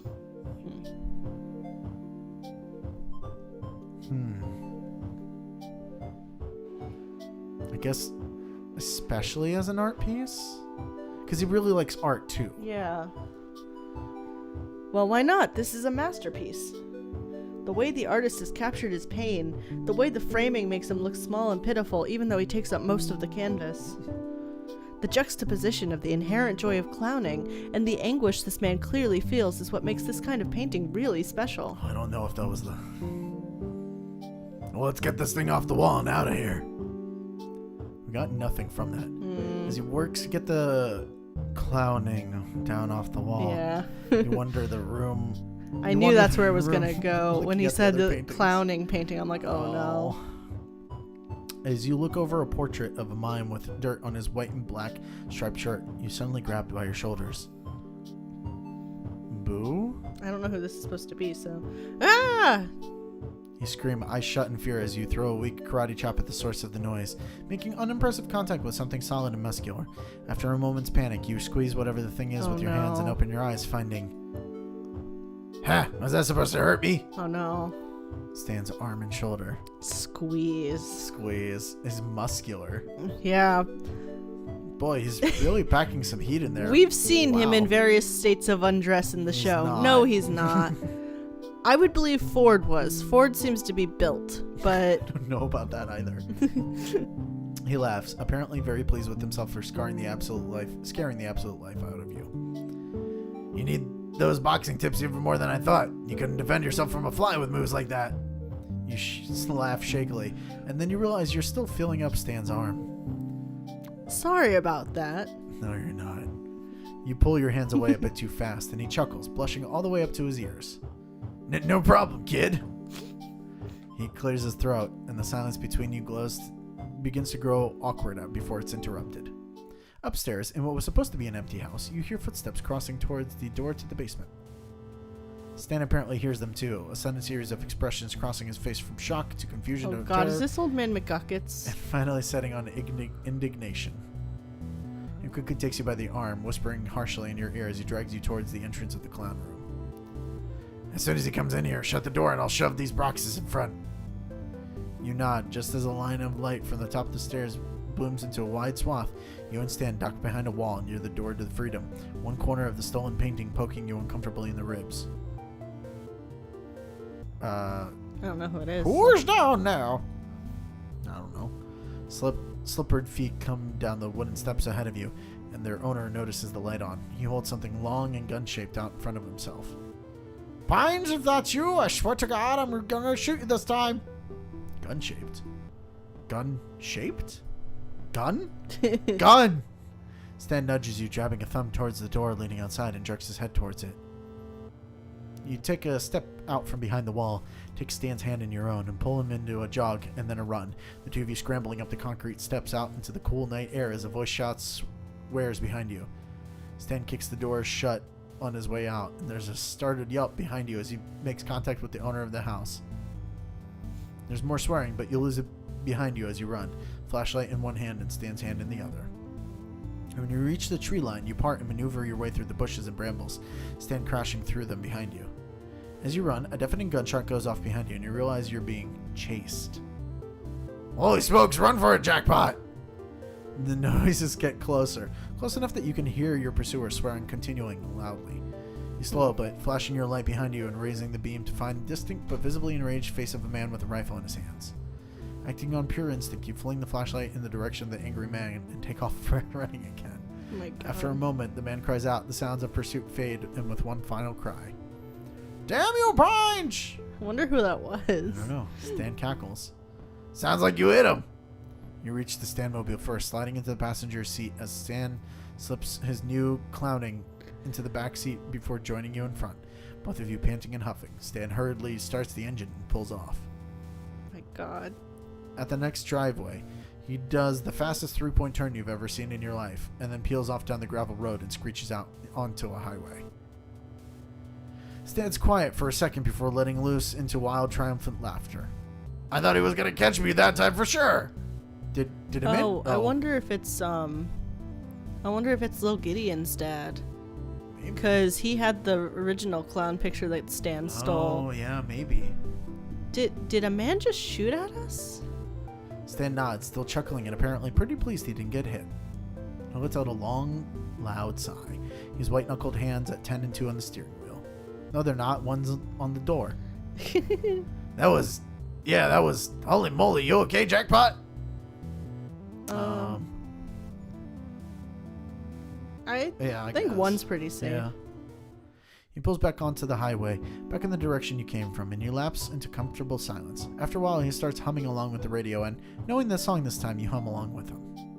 Gravity Falls welcome sign passes you by again, but the route Stan's taking doesn't seem to lead back to the shack. Instead, you come to a stop outside the rows and rows of used cars, a car dealership. No, this is where Lil Gideon's dad works. Right, where it works, but not his house. So Stan slides out of the car, withdrawing something from the pocket with the breast of his jacket. Once you get out and around to the front bumper, you can see that it's a cigar. You mind if I smoke? I guess no, Go go ahead. Thanks. I don't like smoking around the kids, you know? I'm already a bad enough influence. He chuckles and withdraws a pack of matches in his pocket. Yeah, okay. Yeah, just a typo. And his face is bathed in the light of the flame.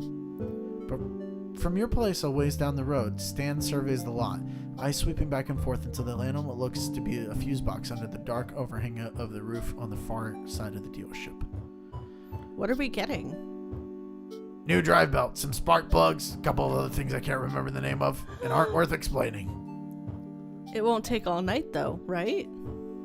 He shakes his head, taking a long drag from the cigar, smoke rolling off his lips and into the night. You lean back against the front bumper of the car next to him and stuff your hands in your pockets. There isn't much light pollution around here, so the stars are bright and numerous above. Provided your car gets fixed up, this might not turn out to be such a bad trip. You take a deep breath in through your nose, the smell of sweet, heady cigar smoke and crisp night air filling your lungs. So, how are we doing this? We gotta get rid of the lights. I doubt Bud's clever enough to have night vision cameras. He laughs a little as he speaks, smoke blowing out into the night with each individual laugh. But we cut power to the whole place and the cameras are gonna be gone anyways. So we cut the power, find a car and same make and model as yours, and I dig out the parts your car needs. An hour, maybe an hour and a half tops. I can get the lights. Stan turns his head and looks at you, waving away a fresh cloud of smoke as he accidentally exhales in your direction. You sure? It's tough. Shit. We gotta confidence, right? Or Yeah. The two of you stand there in silence for a few more minutes before he bends down and grinds his cigar cold on the asphalt, straighten out with a groan and a huff of quiet laughter. You know what? Should have saved before that. Oh well. Yeesh, starting to remember why I quit doing this kind of thing.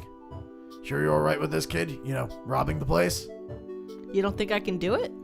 No, it's not it. You've been keeping up with me just fine all night. You just don't seem like you have a lot of experience here. I don't know. I think the first one. Okay. He smiles, a warm and genuine expression that ignites something fuzzy and soft inside you. You didn't notice you're staring until he turns away and moves. Oops, I didn't mean to do that. Turns towards the trunk. He reaches into the car and pulls a lever under the driver's side of the front seat, and the trunk pops open. You follow him to it, and after rummaging around the contents for a minute, he brings out a pair of pliers. Alright, you go over and take care of the lights. I got a few things to get together. Oh, okay, we're just cutting the power. That's easy. Yeah. You crouch down behind the fence when you reach the lot, scrambling along in the shadows until you reach the dealership's main building. With a peek over the edge, you see that the wall of the building is cast in shadow from a poorly placed streetlight. Another peek and you spot a car, same make as yours, off to the back of the lot near a sign that says Discount Section, Big Deals. It takes an embarrassing amount of effort to get over the fence, but you manage it and press yourself flat against the wall, inching towards the fuse box. It's locked, but you pry it open with the pliers and look over what's inside. A bunch of switches, some wires. I mean, Yeah. not the most elegant job, and you realize after you're done it that you're glad you're still wearing those gloves Stan gave you from earlier in case what you did was dangerous. The lights, however, remain unchanged. Really? Biggest switch? Yeah. There we go. Alright. With your face pinched in concentration, you push the biggest switch in the opposite direction, and the entire property goes dark. You slip the tools into your back pocket and take a look around just to make sure the power's out. With a satisfied nod, you feel your way out into the parking lot, knocking your shins on 3 separate cars before you figure out you should probably just stop and wait for Stan. Where you at, kid? His voice isn't far away, but he isn't close either. You feel your way around an SUV, then a sedan. The gravel in the parking lot crunches under your feet, and you reflexively stare down the ground ahead of you as your eyes slowly adjust to the darkness. Out ahead of you, a flashlight turns on and scans the lot until it finds you. Found you. He sounds amused, probably at the way you're standing with your arms spread wide over a sleek modern sports car. Getting familiar with the merchandise, yeah? You give the car an awkward pat and make your way towards the beginning of the flashlight's beam. You see anything the same make as yours before you shut the lights off? Yeah, no. Yeah, there's one back in the discount section. It's kind of insulting now that you think about it, actually. Sorry, I'm trying to shift where I'm sitting I know, right? It's like you gotta get comfy. without hitting anything because it's a tight spot here. He hands you the flashlight when you reach him, and you slowly start back towards the discount cars. Discount. Your car it's a classic. It's usually extremely reliable. To be perfectly honest, it's not even your fault that it's in the state that it's in. It was Ford and his whatever it is. You're deep in salty thoughts when hands suddenly grip your ribs on either side. Gotcha. Ah! You scream and throw back an elbow at whatever's got a hold of you, and you hear Stan yelp and falling clatter of kick, gravel, and metal clanking together. He scared you again. Oh wow, I really got you. Holy smokes, kid. You turn the flashlight, and where you heard Oh, him fall, no. you find him with a hand cupped over his face, blood dribbling out from between his gloved fingers. Yeah, I deserve that one. Oh shit, I'm really sorry. Nah, I'll be alright. Just help me up. You tuck the still lit flashlight into your back pocket for a moment, reaching down and finding his hands in the dark to pull him up. Once he's on his feet, you retrieve the flashlight from your pocket. As you bring the beam to Stan's face, you find him holding a handkerchief over his nose and squinting. He's apparently brought a backpack with him, and it's sitting on the ground behind him, where he presumably dropped it where you elbowed him. You know, that was a really solid hit. You got a lot of power in there. I don't know if you were just saying it to be nice earlier, but I could show you some moves, teach you how to direct that strength. I don't know. Yeah, that's fun. Yeah. He removes his hanky from his nose for a moment, gently prodding at the bridge or nose with the finger and frowns. Well, it's not broken, that's for sure. That's good. He laughs quietly, taking a clean corner of the handkerchief and dabbing at his nose with it, grimacing and sniffling hard when it comes back still clean. Good to go. Are you sure you're alright? Yeah, of course. I've gotten worse beatings than that, believe me. His face is flushed from sudden injury, but he does look otherwise okay. You sigh and plant your hands on your hips. Then let's finish this. You He reaches out towards you, then catches a glimpse of blood and reconsiders, wiping his gloves as clean as he can with a hanky. When you reach the car you spotted earlier, he pops the hood and drops his pack on the ground next to the bumper, unzipping it to reveal a jumble of various wrenches and tools. Alright, hold the flashlight steady on the engine and keep an eye out.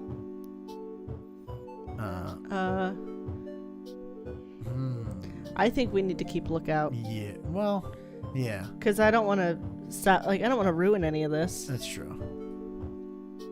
Doesn't take long for him to get what he needs for your car, shutting the hood and setting his pack on it as he stuffs parts into it. That was quick. Now the parts you need are easy to find. It just takes the right. Oh. Hey, what's going on over there? That you, bud? The cops. The beam of flashlight finds you both, and Stan turns around quickly, leaving the bag behind himself on the hood. Yeah? Pines, what the heck happened to your face? What are you doing here at... Hey, are you stealing parts again? No. Stan inches closer to you until your shoulders touch, and behind you he pushes the bag into your hands before lowering his voice to speak to you. Run for it. Keep the bag out of sight and toss it in some bushes nearby. I'll get it later. You nod, picking up the bag and holding it behind yourself. Flashlight by the road moves closer, and you slowly scoot away from the car and backwards. Hey, you, where are you going? You move backwards a little faster, still keeping the bag out of sight. And when the light leaves you to check on Stan, you make a break for it towards the back fence, throwing the bag over it ahead of you. A new voice nearby speaks, and you yelp. Hey, where are you going, burglar? You're under arrest for burglary. Remember the Oh, that's the cops? right. Okay. So the one's like a deep, Yeah. isn't it? Okay. There's a shot from Stan behind you, and then a heavy thud. One of the car alarms starts squealing. You're so surprised by the alarm that the second cop gets his hands around your wrists and slap a pair of handcuffs on you. You better quit your squirming there, buddy. We caught you fair and square. Now, come on, Blubs. I saved the town from an interdimensional demon. Give me a break. This is you. Sorry, Stan. We got a job to do. That's close as I can do. It's tough to do his voice. Stan grumbles quietly, and the man behind you leads you towards the road behind Stan and Blubs, who's now got him in cuffs. You need to get out of this, but how? I think the second one, maybe? I don't know. I don't want to shoot anyone. Yeah, I don't want to shoot. I guess go. I think yeah. go for that. Close the space between you and the cop behind you. Once that something moves between your fingers and you grab it, bringing it back. You're not sure what it is, but it feels like it's cold and metal, so you slip it in your back pocket. It's you. Ah, shoot, Derlin. We don't have the cruiser. Me and my idea for romantic strolls in the moonlight. Well, why don't we just commandeer Stan's car? Oh, No, yeah, it's it a was commander. commander. Do you mean commandeer? I don't know. Edwin Derlin, you're an absolute delight, and I cherish having you as my life partner. Derlin giggles behind you, and Blubs giggles with him. The two of them push you and Stan into the back seat of the car, crowding you in with the clowning. Stan grips it protectively, muttering under his breath about the fuzz. He's quiet for the most of the ride, only speaking up once. You okay, Jackpot? I think one. Yeah. He falls silent after you respond, and stays that way all the way back to the station. Inside the station, Derlin leads you to a pair of chairs and by a desk, and Blubs disappears down a hallway. Blubs is back after a few minutes, a deep frown set into his face, and after directing his frown at Derlin, he takes you and Stan down another hallway to a set of cells. At the first, he withdraws a set of keys and opens the door. You and Stan are uncuffed, and with a solid and somewhat alarming clang, the cell door shuts and locks. You two better get comfortable. We got your prince in the morning. We'll get your prince in the morning. He's okay. Stan grumbles, setting him down onto one of the provided bunk beds, and you sit down on the one next to it, facing him. He peels off his gloves, tucking them inside out into his pockets and fiddling with a loose thread on the thin wool blanket on the bunk bed. Through the door at the end of the hallway, you hear Derlin say something about fancy black finger paints to Blubs. Here in the bright fluorescent lights, you can see that he still has a bit of blood smeared under his nose and on his chin, and you feel a flush of embarrassment when you remember that you're the one who did that to him.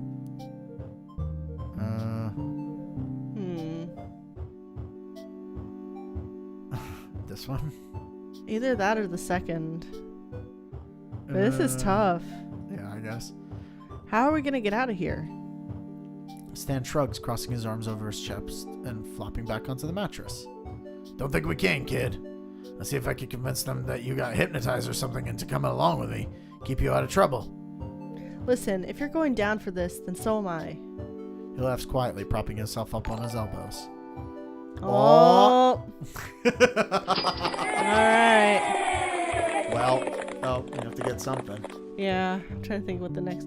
I know what the next one is. You know what the next one is? Yeah. All right. She's going to go get the makeup. It's happening. Ouch. Oh, you okay? Yeah. Oh, are you sure? Yeah. All right. Well, I appreciate it. All right.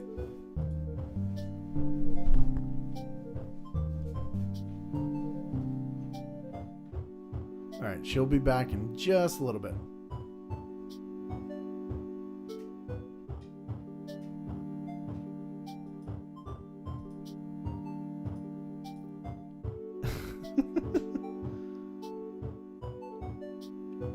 Yep, I think she probably is getting the lipstick. Well, but I don't know for sure. She's putting something on me, though.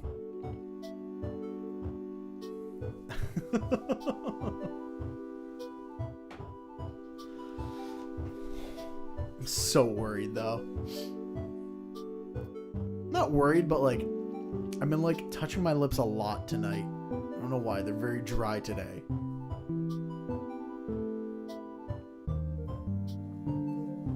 Maybe because of all the other makeup on. So I've been like, everything feels like weirdly dry. But yeah. Wait, I'll see if I should have a... There we go. I do have a full webcam one. There we go. Yeah, I already had this set up. I forgot about that.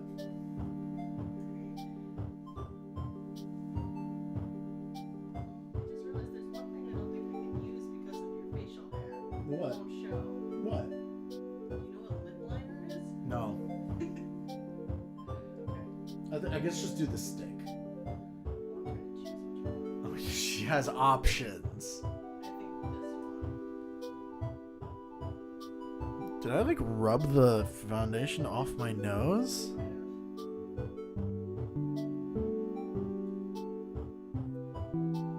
It kind of looks like I did. Like it looks like I have a little. Yeah, I probably did. Yeah, this is not gonna last in the morning. I do still have the shadow. Mascara is still on. Yeah, but you look like you've been rubbing your face. Yeah, well, I mean, I'm not used to it. Do you need lights? We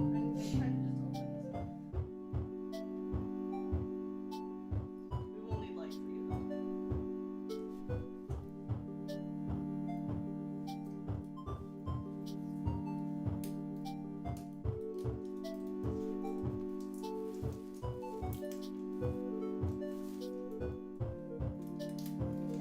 How's the balance between voice and the music and all that, by the way?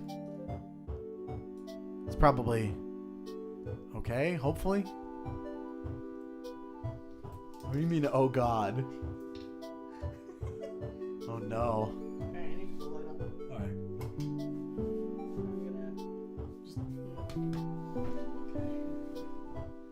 Do you think this is your color? I don't know. Alright, hold on. Let me. Is it better if it's dry? Yeah. Okay. Yeah, you don't want it wet. Okay. What do I do? Open your lips a little bit.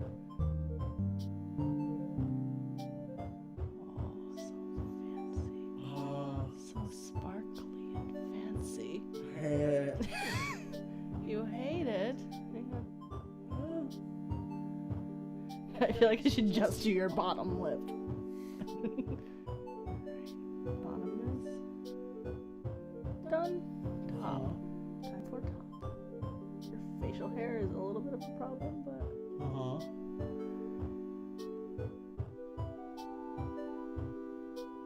trying to give you a more of a cupid's bow, but it's tough with your I also don't like this stick. This is not one I would. It doesn't look like the normal. It's not. Your mustache.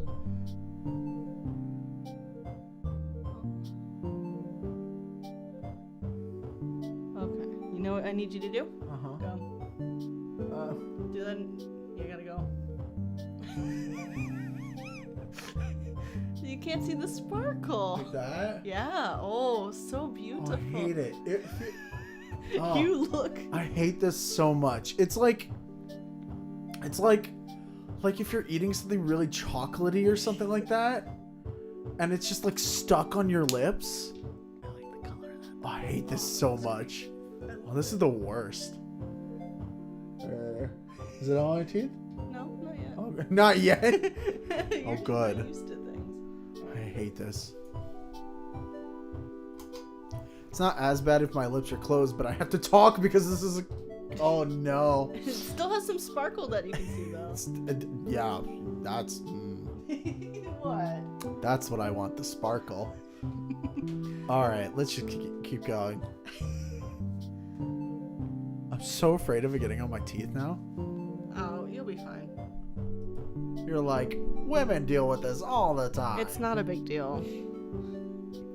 All right. Beautiful. Okay. Okay, back to the game. You don't want to get in trouble with the law, kid. Trust me, this ain't my first time spending the night in jail. Not by a long shot. Sounds rough. Yeah, well, so it goes. This won't be so bad Thank compared you. to 5 years in a Colombian prison. He does look beautiful. Thank Oh, you. no. Amazing job on that. Oh, Lord. There's a story behind that, but he doesn't look like he wants to tell me it at the moment. Anyway, the only way we're getting out of here is with the keys. Then we could just slip out a window or something. You think for a moment, stuffing your hands in your pockets, and suddenly remember the thing you grabbed off the second cop, Durland. Oh, wait. You jump to your feet and dig into your back pocket, withdrawing the small metal thing you stole, and find that it's a set of car keys on a plastic keepsake photo fob. Stan's not looking, staring down at the floor of the cell instead, but you think you know what to do with these. You go up to the bars of the cell, looking for Durland. Hey, can you hear me out there? You dropped your car keys. The faint discussion in the other room stops, and a moment later, Durland comes into view. Where'd you get my keepsake key fob? I've been looking for that.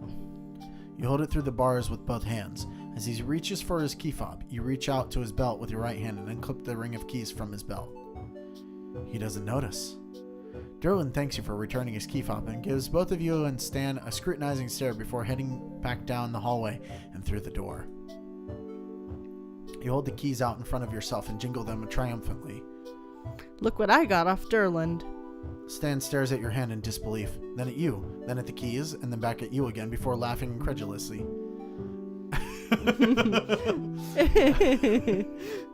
Well, thank you for doing it. Appreciate you. The kids definitely appreciate it as well. Mm-hmm. Because all of it's going straight to Extra Life and to my misery and suffering.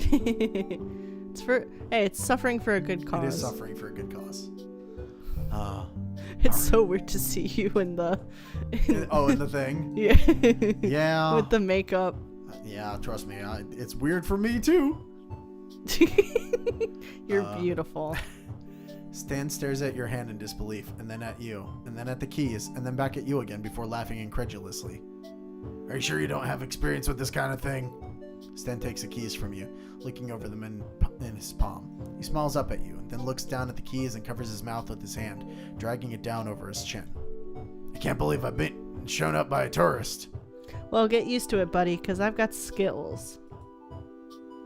Open a Tinder. A Tinder account? Oh, do you mean Tinder? Oh, God. Oh, God. No, that's just your OnlyFans. My OnlyFans, yeah. Subscribe now. I keep thinking, I keep looking at my teeth. You're fine. I know, but it feels like it keeps going on it. I didn't even go on the inner part of your lip. Do you do that? Sometimes so that you go farther. Oh, So that way, you don't see normal parts of the lip. I So. see. He looks proud, smiling up at you like you just handed him $1 million. Well, what are we waiting for? Let's get the heck out of here. He stands as you reach through the bars and tries keys until one works. The door swings open with a quiet creak, and you creep out down the hallway to the door. You open it a crack, looking out into the lobby, and you see Blubs asleep at the front desk, Durlin not in sight. Slowly, you pull open the door and move into the lobby. Stan taps your shoulders and whispers low. I gotta get my keys. You see them anywhere? You glance around and spot them next to where Blubs is asleep, drool pulling on the table. Shoot. Crossing your fingers for luck, you sneak over to the desk and reach down to grab them when suddenly Blubs stirs and mumbles. Dang, Bigfoot. Steal my shoes. Stretching on my shoes. Stan snorts behind you and you manage to suppress a laugh as you pluck the keys away. Wait, hold on. Stan disappears into another room and you're stunned, wondering what the hell could be doing right now that's more important It's the than painting, escaping. right? It's got to be the painting. Before you have the chance to call something you might regret later, he reappears in the doorway with a troublesome clown painting under his arm. Seriously? Duh. Alright, let's roll. Slipping out with the keys, only a click of the station door closed behind you. You and Stan climb into his car and escape into the night. After stopping by Blood's dealership to pick up the hidden backpack, you and your partner in crime head back to the shack in comfortable silence. You feel tired as if it weren't for the adrenaline.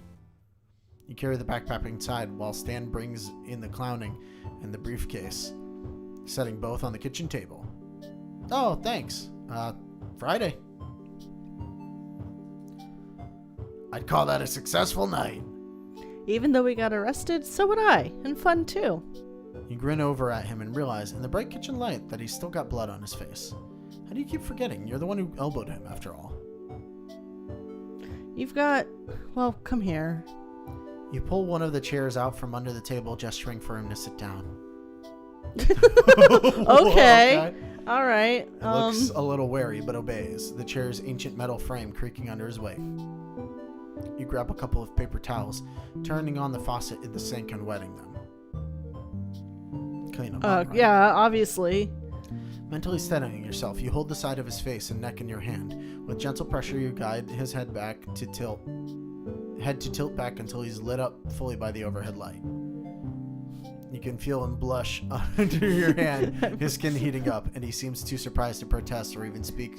This is the Gravity Falls unofficial dating sim where you get to romance both of the Grunkles. Yep. As you wipe the now dried blood from his face.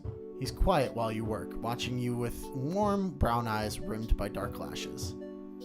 I'm not gonna lie, this is making me more uncomfy than I thought it would. And I love dating sims. I could have taken care of this myself, you know. He says this, but he hasn't pulled away or made any move to leave. I did the damage. The least I could do is clean up after myself. Anyway, you've done plenty as it is. The paper towels you have become too soiled to work with. Even better, self-insert fanfiction. We're the main character. It's true. This is another typo, right? The paper towels you have become too soiled to work with. Yes, that's a typo. So you toss them into the trash and go back to get a few more. Your hand returns to his cheek, and you could be imagining things, but it almost feels like he leans into it. I really did have a good time with you tonight. I had no idea crime could be so fun. He smirks, avoiding your gaze. Yeah, speechless is the right way to be. I had a good time too. You pause for a moment, realizing something. Those cops aren't going to come after us, are they? That's me. Oh, no! Those cops aren't going to come after us, are they? Stan shrugs. Probably not. They're nice enough guys, but not exactly competent. You laugh quietly as he smirks up at you. You stand back to make sure you're finished and toss the paper towels into the trash. You're sure it's not broken? Nah, I'm fine. Don't worry about it. Your hand lingers on his cheek. Ooh. Oh, I think... We got it going for the hug, right? Okay, you think we're going to push it? I'm going to push it. Okay, push it. You take a fortifying deep breath and lean down, wrapping your arms around him. Thanks. For the car parts. You pull away, and he's got a funny look on his face. And for the good time. Well, good night. Well, we are 13 and a half hours into a 25-hour stream for Extra Life. So We're a little over half. We're about halfway. yeah, we're an hour over halfway. Ooh. Yeah, because it would be 12 and a half hours is the halfway mark. So we're an hour over I half. keep forgetting you have mascara on. It catches me by surprise. Wait, hold on. I love you. Oh. I'm not used to seeing you with makeup on, so. Well, good night. He stares at you for a moment with that look on his face, then composes himself and gives you a goofy smile. Sleep tight, jackpot. See, we even have a name that is great for him. Yeah, it's kind of great. Oh, that's Yeah. what we should have. We should Oh. have we have the beers downstairs if we want. That's true. Do you want a beer? Yeah. Okay. I'll be I right think you back. should just bring the 6-pack up. Okay, I'll be right back. Oh wait, how am I gonna drink it though? How do you drink with this on? People drink with makeup on. No, they don't. Well, let's see how much we got of this done. Because if it fills up like another like 16th, that's insane. What do you mean? Like, 'cause it Oh, shows yeah, us yeah, the you're right. love meter. You're right. You brush your teeth and change into your pajamas, and it's not until you get into bed that you realize you're still smiling. I'm going to save this. You look like a man probably needs some teeth and a cape. I want to suck your blood. There's a lot of sparkle, and his eyes are the nice purple and red smoky right now, like smoky eye. Well, it was 12 hours ago because we got that pretty early. Well, hey, we can reapply parts, I guess, if people donate more. Yeah, we're gonna have to get to that point. Yeah. Yes, you brush your teeth and change into your pajamas, and it's not until you get into bed that you realize you're still smiling. The rush from it all hasn't completely faded, but after a while, your eyes grow heavy and you drift off to sleep. Nobody back home is ever going to believe this. Alright, how much is that? Oh my god. Alright, I don't know if we can do the whole thing tonight. I mean, it's been 2 hours for that much? How long is this dating sim? I'm trying to find that out. That's insane. 2 hours for what? A fifth of a bar? Is this a 10-hour game? I'm trying to find.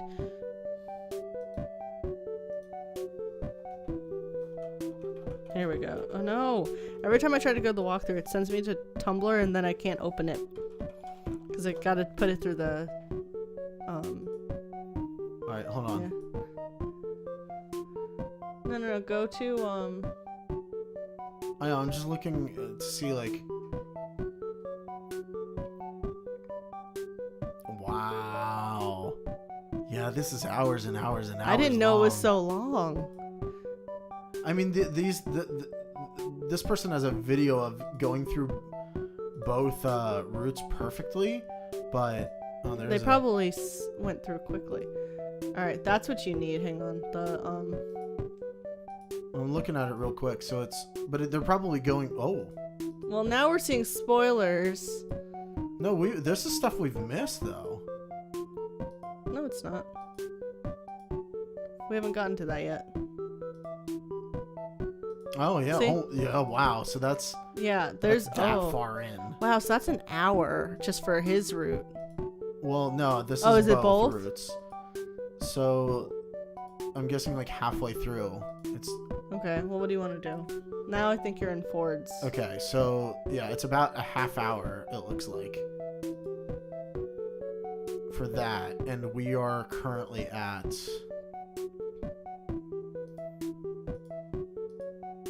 Okay. A little before that. Yeah. So we're okay. So we're Okay. like roughly right here. His ends like here-ish. Yeah. That's how far we are. Oh my god, this thing's long. That's well. Oh, Okay. So have that's a like good about night. a fourth. Have a good night. So 2 hours. I mean, do we want to keep doing this through the night? We said we'd do it. I'm It's up to fine you. with it, to be honest.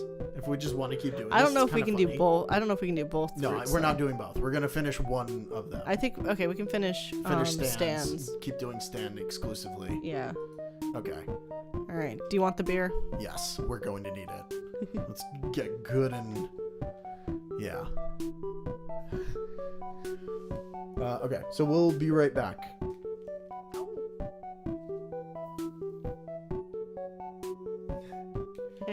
Hold on 1 second. We'll be right back. We are also getting ourselves something to drink.